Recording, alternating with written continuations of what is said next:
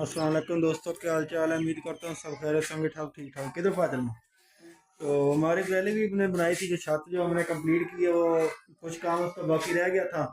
तो अभी हम दोबारा आए, जो छत हमने पहले भी तैयार की, आपको दिखाते हैं। तो काम जो अभी अलमारी वगैरह आपको पीछे नजर आ रही होगी, भाई ने सारी तैयार करवा ली है। दुकान जनरल स्टोर बनाने लगा है माशाल्लाह। तो अल्लाह पाक इसको कामयाब करे।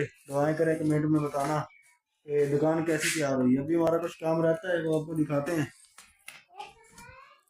काम हमारा ये रहता है कि हमने जो पेंट है वो दोबारा नहीं की थी, कि अलमारी वगैरह लगनी है जहाँ पे अभी काम होना था लकड़ी का। तो जो लकड़ी का काम वगैरह कंप्लीट हो चुका है माशाल्लाह से। तो छत वगैरह भी आप देख सकते हैं लोकेशन। अभी सिर्फ इसकी जो है वो लाइटें वगैरह रहती हैं वो लगानी है। तो बिजली वाला जो अभी टाइम ही नहीं दे रहा हमें। तो ये आपको दिखा रहे हैं जी, माशाल्लाह ये भी काम कर रहे हैं, थोड़ा सा